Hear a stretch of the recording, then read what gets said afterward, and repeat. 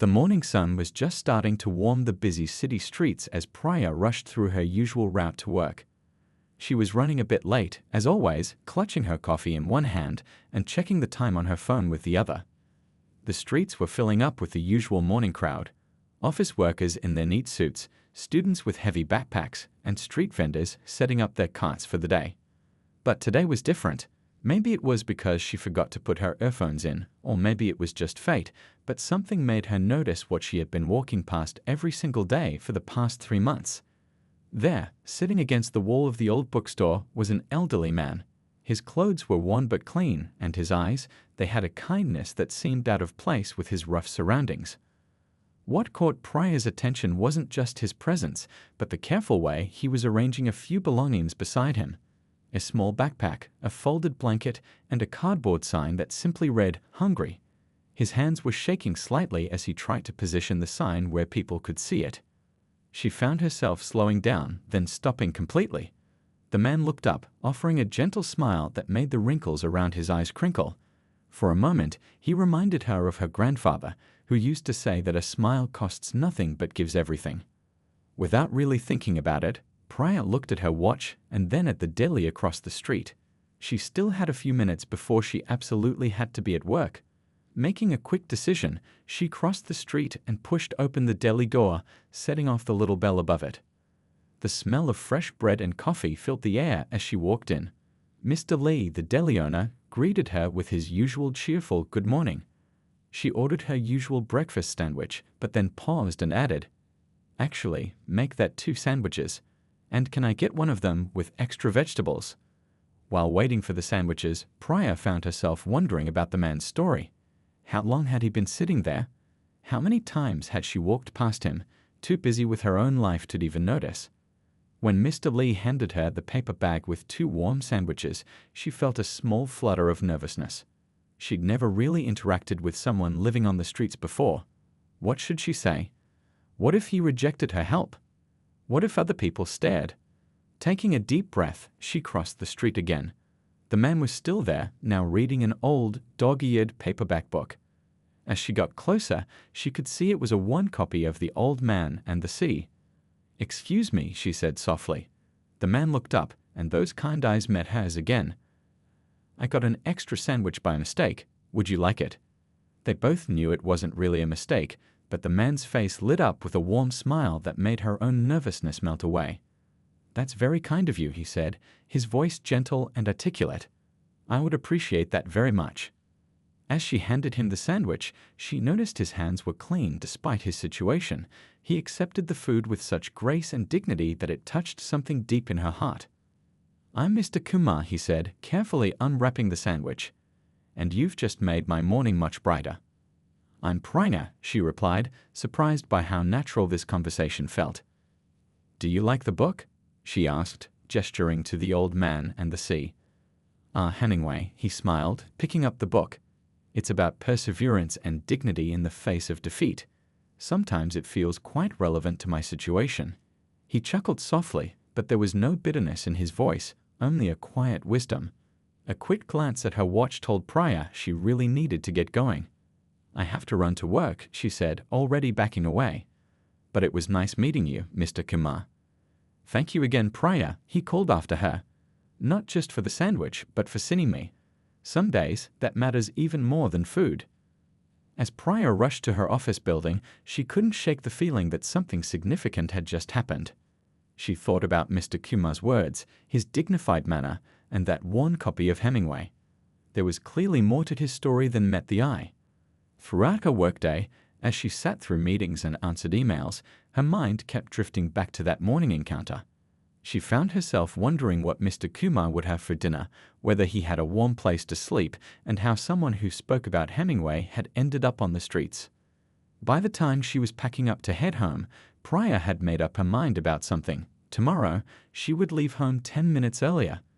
Maybe she'd bring another sandwich, or maybe just stop for a chat about books. Either way, she knew this wouldn't be a one-time thing. Little did she know that this simple act of kindness, this one extra sandwich and 5 minutes of genuine conversation, would set in motion a chain of events that would change not only Mr. Kumar's life, but her own in ways she could never have imagined. The next morning arrived with a gentle drizzle that made the city streets glisten. Priya woke up earlier than usual, her mind already made up about what she needed to do. As she got ready for work, she found herself taking extra care with her morning routine, wanting to make sure she had plenty of time for another conversation with Mr. Kumar. The smell of fresh coffee filled her small kitchen as she packed her bag, double-checking that she had everything she needed. This time, she'd made 2 sandwiches at home, simple but thoughtful ones with cucumber, tomatoes, and cheese. She'd also grabbed an extra umbrella just in case. The morning air was crisp and cool as she walked down the familiar street. Her heart beat a little faster as she approached the old bookstore, worried that Mr. Kumar might not be there. But there he was, huddled under the building's overhang, trying to stay dry. Today he wore a faded blue sweater that had clearly seen better days, but like yesterday, everything about him spoke of dignity despite his circumstances. "Good morning, Mr. Kumar," Priya called out, her voice carrying over the sound of passing traffic and rain. His face brightened immediately upon seeing her. "Ah, Priya. I wasn't sure if I'd see you again," he smiled, carefully tucking his book under his jacket to keep it dry. It was a different book today. She caught a glimpse of what looked like a poetry collection.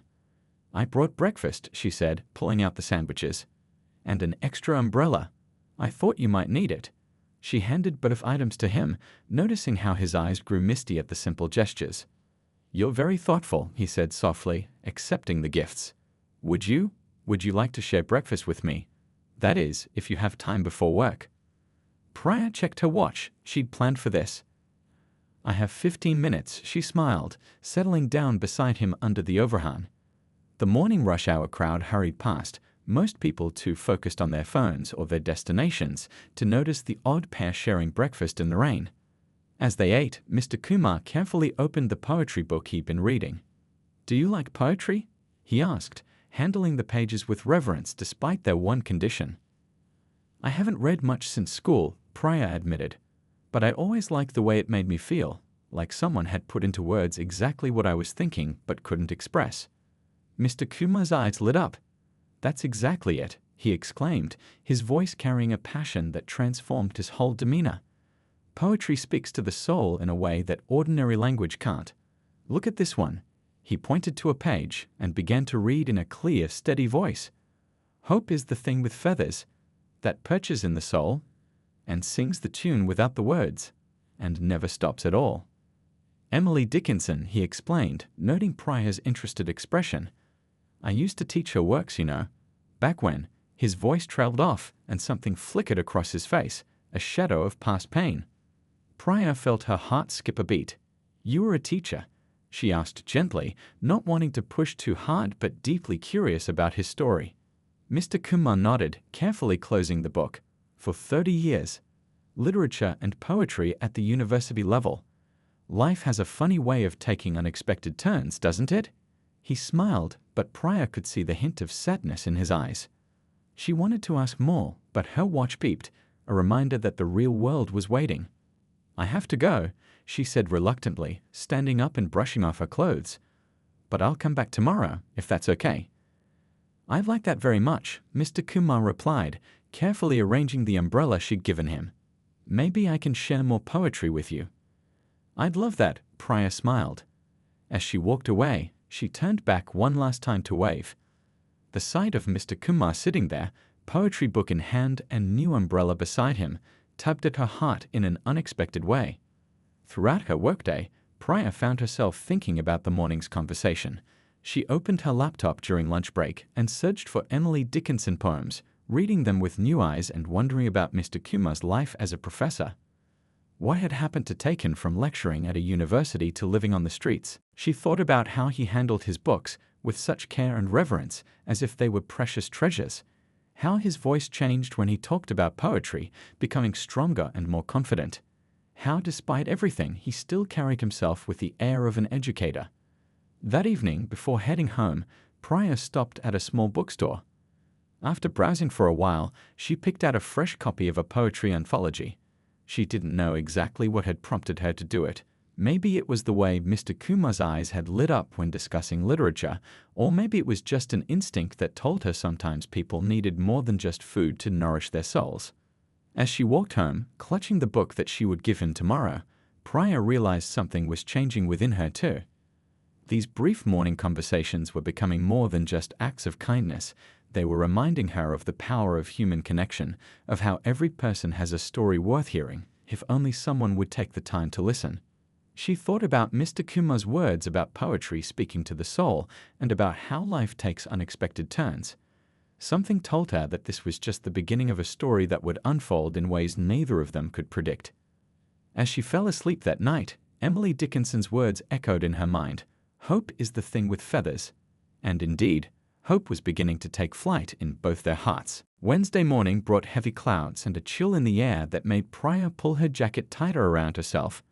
She balanced 2 cups of hot tea and her usual bag of sandwiches as she walked down the street, careful not to spill anything. The weather forecast had predicted rain, and she could already feel tiny droplets beginning to fall. As she approached the familiar corner, she noticed something different about Mr. Kumar today. He sat in his usual spot, but his shoulders were slumped, and he kept looking at something in his hands. Drawing closer, she realized it was a photograph, worn and creased from being handled many times. "Good morning, Mr. Kumar," she said softly, not wanting to startle him. He looked up, quickly wiping his eyes with the sleeve of his sweater. Even through his attempt at a smile, Priya could see he'd been crying.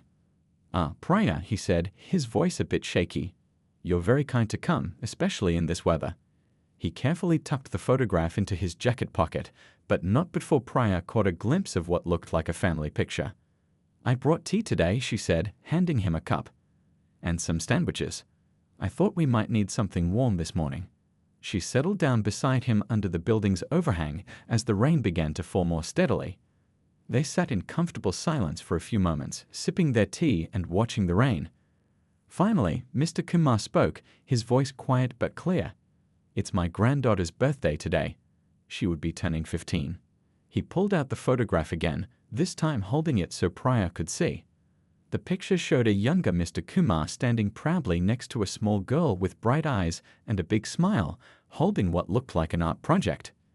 "This was taken at her school art show," he explained. "She won first prize for her painting. Such talent, even at 8 years old." His voice trailed off, and Priya waited patiently, sensing there was more to the story.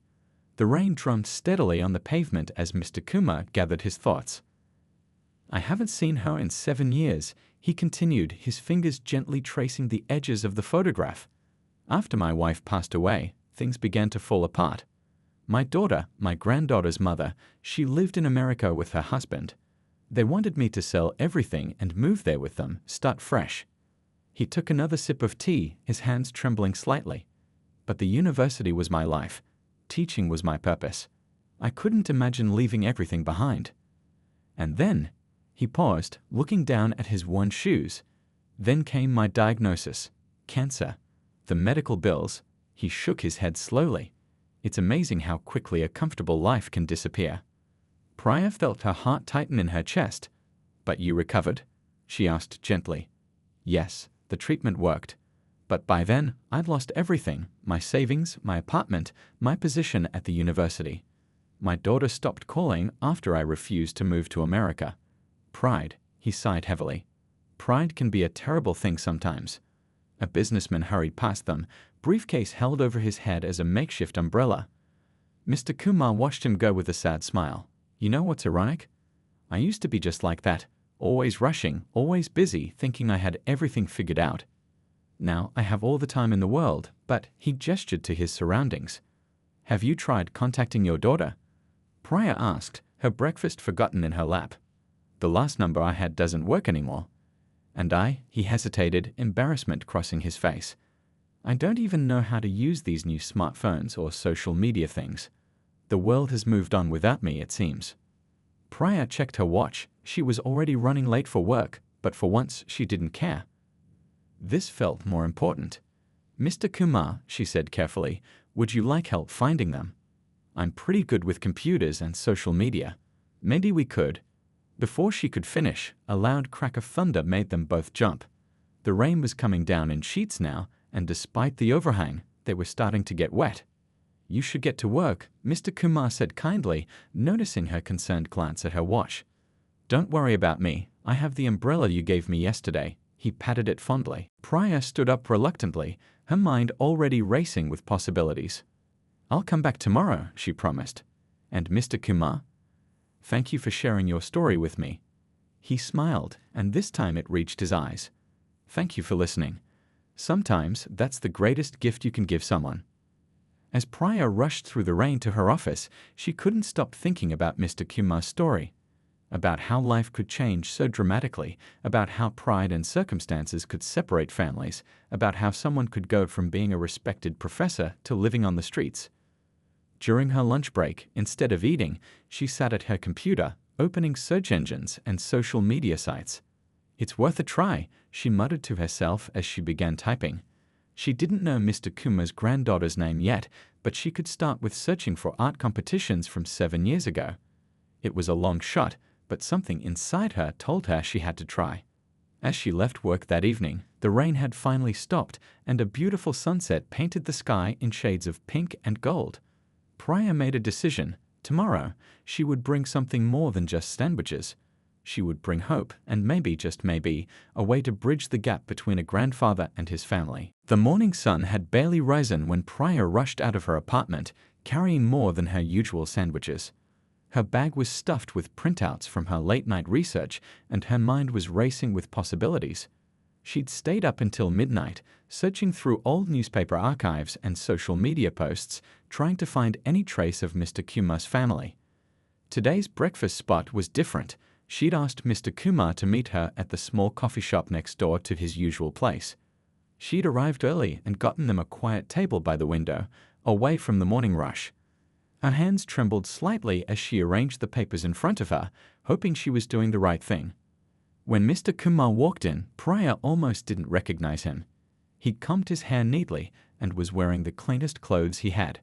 Several customers glanced his way uncertainly, but he held his head high as he made his way to her table. "Good morning, Priya," he said warmly, though she could sense his nervousness about being in the coffee shop. "This is different." "I ordered us some proper breakfast," she smiled, gesturing to the plates of toast, eggs, and steaming coffee. "I hope that's okay. And," she hesitated, "I wanted to show you something." Mr. Kumar sat down carefully, his eyes taking in the spread of papers on the table. "You've been busy," he observed quietly. "I couldn't stop thinking about what you told me yesterday," Priya began, pulling out a particular printout. "About your granddaughter's art show. I started searching through local school records and newspaper archives from 7 years ago. Look at this." She pushed forward a printed article with a grainy photograph.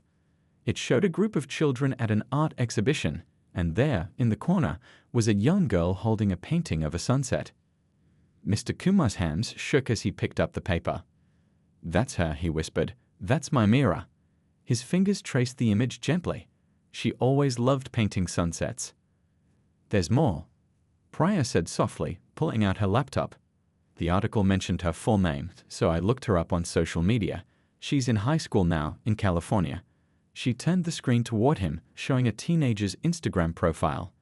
The girl had her grandfather's kind eyes and the same gentle smile from the old photograph. Mr. Kumar stared at the screen, his breakfast forgotten. The profile was full of artwork, paintings, sketches, digital art. "She's still painting," he murmured. "She's gotten so tall." "Mr. Kumar," Priya said gently, "I think I found your daughter too. She's teaching at a university in San Francisco."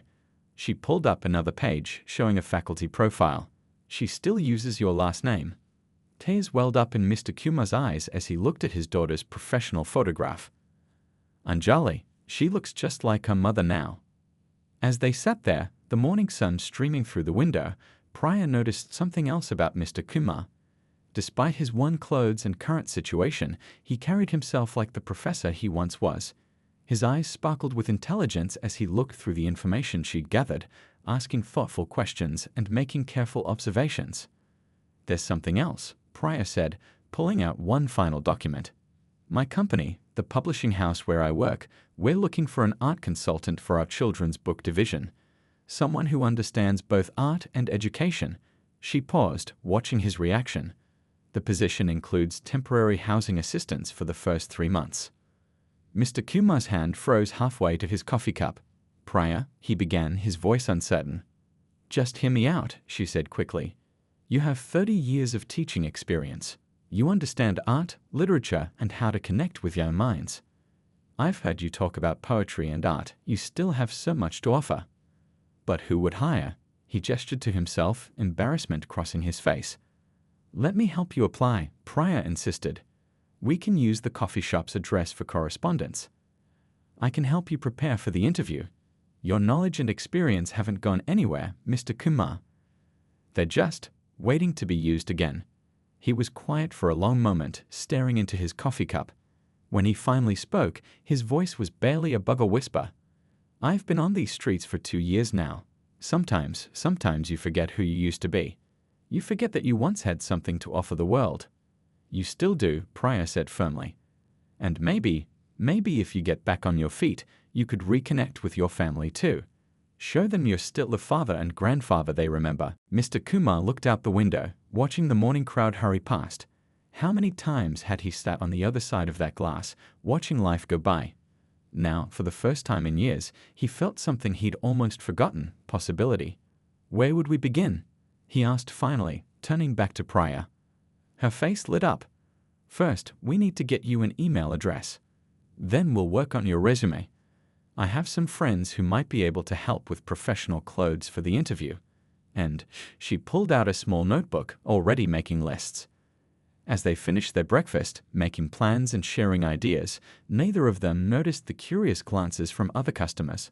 They were too absorbed in their mission, in the spark of hope that had ignited over coffee and eggs. When Priya finally had to leave for work, Mr. Kumar caught her hand. Why are you doing all this? He asked softly. She thought for a moment. Because everyone deserves a second chance. And because sometimes, all it takes is one person believing in you to help you believe in yourself again. As she walked to her office that morning, Priya felt lighter somehow. She knew there would be challenges ahead, prejudices to overcome, systems to navigate, trust to rebuild. But she'd seen something in Mr. Kumar's eyes today. A spark of his old self, awakening after a long sleep. She smiled, remembering the Emily Dickinson poem he'd shared just days ago.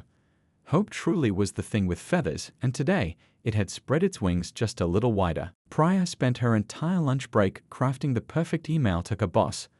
Her hands hovered over the keyboard as she carefully chose each word, trying to explain Mr. Kumar's situation in a way that would highlight his potential rather than his current circumstances. The office buzzed with the usual afternoon activity around her, but she was lost in her own world of hope and possibility. Dear Mrs. Patel, she typed, I want to bring to your attention an exceptional candidate for our children's book division consultant position. He has 30 years of experience teaching literature and art at the university level, with a particular focus on helping young minds connect with creative expression. She attached the resume they'd worked on that morning. They'd met extra early at the coffee shop, Mr. Kumar dressed in his cleanest clothes as they carefully reconstructed his work history. It had been emotional at times, watching him remember his achievements, his publications, the students he'd helped over the years. Send, Priya whispered, clicking the button before she could second-guess herself. Her heart was pounding as if she'd just run a marathon. Now came the hard part, waiting. After work, she hurried to meet Mr. Kumar at their usual spot. He was already there, reading his poetry book, but she could tell he was distracted. His eyes kept drifting to the passing crowds, and his fingers fidgeted with the book's pages. I sent the email, she announced, sitting down beside him. And I've been doing some research about temporary housing options. There's a shelter downtown that has a program for people transitioning back to work. They might be able to help while we wait to hear back about the job. Mr. Kumar looked up, his eyes misty. We? He asked softly. Of course we, Priya smiled. You didn't think I was going to just drop you off at a shelter and disappear, did you? We're in this together now. She pulled out her phone and showed him a map. Look, the shelter is just 3 blocks from the library. You could use their computers to check your new email account. And She hesitated, then continued, maybe we could start looking for your family on social media properly. Mr. Kumar was quiet for a moment, staring at the map. I'm scared, Priya, he admitted finally. What if I fail? What if I'm too old, too out of touch? What if my daughter doesn't want to hear from me? A young mother walked past them, holding her little girl's hand.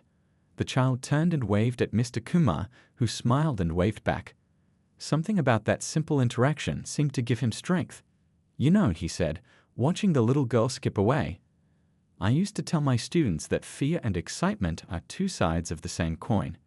The only difference is how we choose to look at it. Priya grinned. Now that sounds like the professor you are. Come on, she stood up, holding out her hand. Let's go check out that shelter. The sooner we get you registered, the sooner we can work on everything else. The walk to the shelter took them through busy streets they both knew well, but somehow everything looked different today. They passed food carts where Mr. Kumar had often watched others eat, parks where he'd spent countless nights, and buildings where he'd sought shelter from rain and cold. At the shelter's front desk, they met Mrs. Chen, a kind-faced woman who listened to their story with genuine interest. We have a 6-week program, she explained, shuffling through some papers. It includes a bed, meals, access to showers and laundry, and most importantly, help with job searching and housing applications. Mr. Kumar's hands trembled as he filled out the forms. When he came to the emergency contact section, he paused, then carefully wrote down Priya's name and number. She pretended not to notice the tears in his eyes. We have a bed available starting tonight, Mrs. Chen said, reviewing the completed forms. Would you like to see the facilities? As they toured the shelter, Priya noticed Mr. Kumar standing taller with each step. The place was clean and organized, with a small library corner that made his eyes light up. There was a computer room where residents could work on job applications and stay connected with family. Look, Mrs. Chen pointed out, we even have a small art room. Some of our residents find it therapeutic to create while they're rebuilding their lives. Mr. Kumar walked over to the art supplies, gently touching a set of watercolors.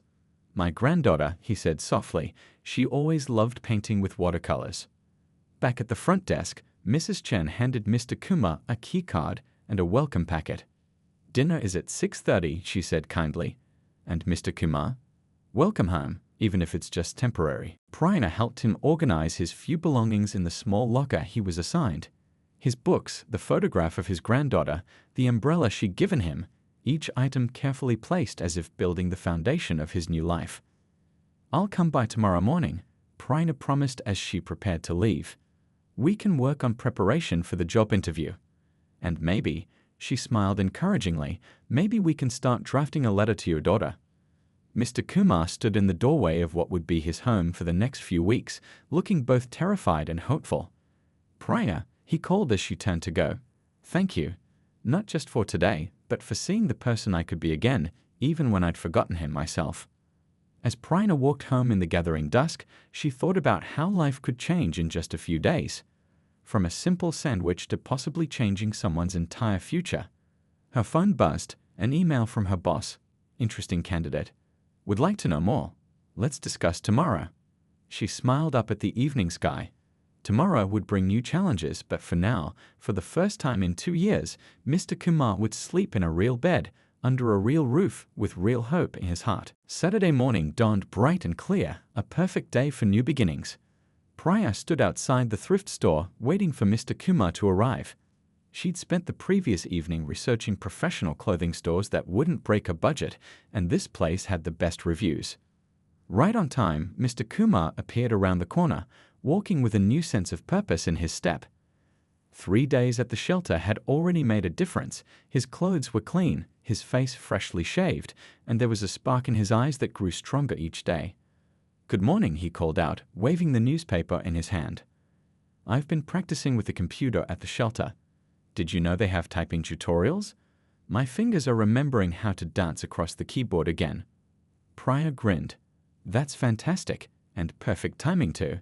My boss wants to meet you on Monday. She watched his expression carefully as she delivered the news. Mr. Kumar's smile faltered slightly. Monday? That's very soon. His hand unconsciously went to his worn sweater. That's why we're here. Priya said cheerfully, gesturing to the thrift store. Let's find you something that shows the professional you are inside. The store bell chimed as they entered, and they were greeted by soft music and rows of neatly organized clothing. A kind-faced older woman approached them, her name tag reading Mrs. Gupta. "Can I help you find anything specific today?" she asked, noting their purposeful expressions. "Yes," Priya replied. "We need a professional outfit for a job interview. Something in dark colors, maybe navy or charcoal." Mrs. Gupta's eyes lit up at the challenge. "Follow me," she said, leading them to a section of men's suits. "We just got some wonderful donations from a law firm that was closing down. All excellent quality." For the next hour, Mr. Kumar tried on different combinations of suits, shirts, and ties. With each outfit, Priya could see him transforming, not just physically, but in how he carried himself. The mirror reflected back not a homeless man, but a distinguished professor who had temporarily lost his way. "Look at this one," Mrs. Gupta said, holding up a dark navy suit. "It's barely been worn, and it's a classic cut that never goes out of style." When Mr. Kumar emerged from the changing room wearing the suit, both Priya and Mrs. Gupta fell silent. The transformation was remarkable. The suit fit him perfectly, as if it had been made for him. "Now that," Mrs. Gupta said softly, "is a suit worthy of a professor." Mr. Kumar turned to the mirror, his hands smoothing down the lapels with trembling fingers. For a moment, he saw himself as he used to be, confident, respected, full of knowledge to share. "There's just one more thing," Priya said, pulling out a small box from her bag. Inside was a simple tie pin, nothing fancy, but it caught the light beautifully. "I found this in my father's old things. He always said it brought him luck in interviews." As she helped him put it on, she could see tears forming in his eyes. "I don't know how to repay all this kindness," he whispered. "You can repay it by showing the world who you really are," she replied firmly, starting with Monday's interview. After paying for the suit, Mrs. Gupta gave them an extra discount when she learned what it was for. They headed to the shelter's computer room. Priya had promised to help Mr. Kumar prepare for the interview questions. "Now," she said, opening a document on the computer, "let's practice. Tell me about your teaching experience." Mr. Kumar sat up straighter in his new suit. "I spent 30 years helping young minds discover the beauty of literature and art," he began, his voice growing stronger with each word. "I believe that every story, every painting, has the power to change how we see the world." They spent hours practicing questions and answers, refining his responses until they flowed naturally. Mr. Kumar's expertise shone through, especially when he talked about making art accessible to young people. "You know," he said during a break, "I've been thinking about my granddaughter's artwork. How she always saw things differently, found beauty in unexpected places." He pulled out his one photograph. "Maybe that's what children's books need, someone who understands how young minds see the world." Priya nodded encouragingly. "That's exactly the kind of insight the publishing house is looking for. Now, let's practice explaining how you'd evaluate artwork for children's books." As the afternoon sun streamed through the shelter's windows, they worked on everything from body language to handshake firmness. Mr. Kumar wrote down key points he wanted to remember, his handwriting growing steadier with each note. A young boy from the shelter wandered into the computer room, curious about what they were doing. Mr. Kumar smiled and explained about job interviews. Before long, he was giving the boy tips about presenting himself confidently, his natural teaching ability shining through. "See?" Priya whispered as the boy left, beaming from the attention. "You haven't lost your gift for teaching. It's still there, just waiting for the right opportunity." At the end of the day, as they carefully hung up the new suit in Mr. Kumar's locker, Priya noticed him standing taller, more confident. The shelter's dinner bell rang, and other residents began filing past the door. "Try to get some good rest this weekend," she advised. "Monday will be here before we know it." "Priya," Mr. Kumar called as she turned to leave. "I've been working on something else too." He pulled out a neatly handwritten letter from his pocket. It's to my daughter. Would you help me type it up tomorrow? Maybe it's time to try rebuilding that bridge too." Priya felt her heart swell with pride and hope. "Of course," she smiled. "One step at a time, right?" As she walked home that evening, she thought about how far they'd come from that first sandwich just days ago. Monday's interview wasn't just about a job, It was about reclaiming a life, rebuilding a family, and proving that it's never too late for a new beginning. In her bag, she carried a small gift for tomorrow. A new leather portfolio she'd found at the thrift store, perfect for holding resumes and that important letter to his daughter. Sometimes, she realized, hope comes wrapped in the simplest packages. Monday morning arrived with golden sunshine streaming through the city streets. Mr. Kumar stood in front of the shelter's bathroom mirror, adjusting his tie for the 10th time. His hands were steady now, though his heart was racing. The navy suit from the thrift store looked even better in the morning light, and the lucky Tycoon Priya had given him caught the sun just so. "You can do this," he whispered to his reflection, remembering all their practice sessions. Other shelter residents passing by stopped to wish him luck, some even giving him thumbs up. His story had become their story too, a beacon of hope in their own journeys. Priya was waiting outside the publishing house when he arrived, 15 minutes early just as they'd planned. She'd been there since dawn, pacing the sidewalk, too nervous to sit at her desk. "You look perfect," she said, straightening his tie one last time. "Remember what we'd practiced? You're not just here for a job. You're here to share your passion for helping young minds connect with art and literature." The publishing house lobby was bright and welcoming, its walls lined with colorful book covers. Mr. Kumar's eyes were drawn to the children's section, where a display featured books with beautiful illustrations. He found himself automatically analyzing the artwork, thinking about how each piece would appeal to different age groups. "Mr. Kumar?" A warm voice called from the reception desk. "Mrs. Patel will see you now." As he walked toward the office, Priya gave him one last encouraging smile. She had to get to her own desk, but her heart would be with him during the interview. Mrs. Patel's office was exactly what you'd expect from someone who loved books, shelves everywhere, manuscripts in neat piles, and a large window overlooking the city. She stood to greet him, her handshake firm and welcoming. "So," she said, gesturing for him to sit, "Priya tells me you have quite a background in education and art appreciation." Mr. Kumar took a deep breath and began sharing his story. He talked about his 30 years of teaching, about helping students find their creative voice, about the joy of watching young minds discover the power of visual storytelling. As he spoke, his voice grew stronger, more confident. "But," he said, his hands clasped in his lap, "I should be honest with you. The past 2 years haven't been what you'd expect from a job candidate. He paused, gathering his courage, "I've been homeless." The room fell silent. Mrs. Patel's expression didn't change as she listened to him explain about the medical bills, the lost savings, the pride that had kept him from reaching out for help sooner. "And what made you decide to apply now?" she asked quietly. Mr. Kumar smiled, thinking of that first sandwich. "Someone showed me that it's never too late to start again. That my knowledge, my passion for teaching and art, didn't disappear just because my circumstances changed." He opened the portfolio Priya had given him, pulling out some notes he'd made about current trends in children's book illustration. For instance, he continued, pointing to a book on Mrs. Patel's desk, "I noticed your recent publications are incorporating more diverse art styles. But there's an opportunity to better bridge the gap between traditional and digital illustration techniques." For the next hour, they discussed everything from color theory to age-appropriate themes, from classic literature to modern storytelling techniques. Mr. Kumar's eyes lit up as he shared his ideas about making art more accessible to young readers. "One last question," Mrs. Patel said, leaning forward. "Why should we take a chance on you?" Mr. Kumar thought about Priya, about the shelter residents cheering him on, about his granddaughter's artwork from so long ago. "Because I understand both ends of the story," he said softly. "I know what it means to have everything and to have nothing. I know how art and literature can lift you up when you're at your lowest. And most importantly, I know how to share that understanding with others." Mrs. Patel was quiet for a moment, studying him. Then she smiled. "We have a 3-month trial period for new consultants. The position includes temporary housing assistance and health benefits." She extended her hand. "When can you start?" The world seemed to spin around Mr. Kumar as he shook her hand.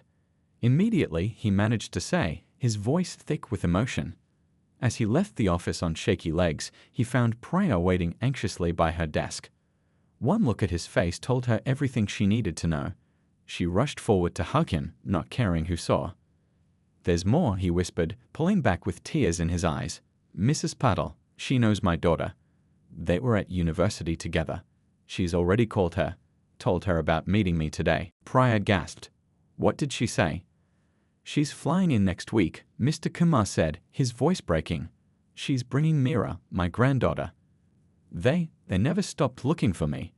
They'd been searching homeless shelters in America, never thinking I'd still be here. Later that evening, in the shelter's computer room, Mr. Kumar sat staring at his phone. A simple model Priya had helped him buy with an advance from Mrs. Patel. On the screen was a text message from his daughter. We've missed you so much, Papa. Can't wait to see you. Meera's bringing her art portfolio to show you.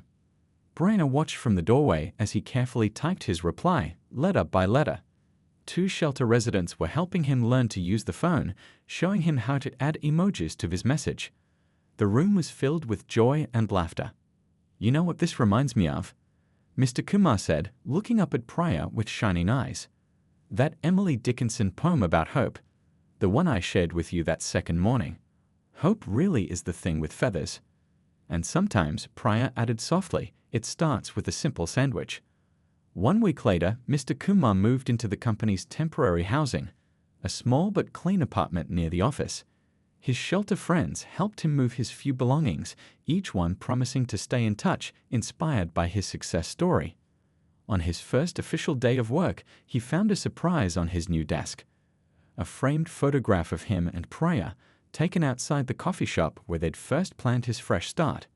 Beside it was a note that read, "Sometimes angels come disguised as strangers with sandwiches. Thank you for teaching me that no act of kindness is ever too small to change a life. Priya." Mr. Kumar touched the frame gently, then straightened his tie and opened his computer.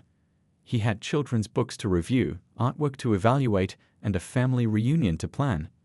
But first, he opened a blank document and began typing, "Dear future shelter residents, let me tell you a story about hope, second chances, and the power of a simple sandwich."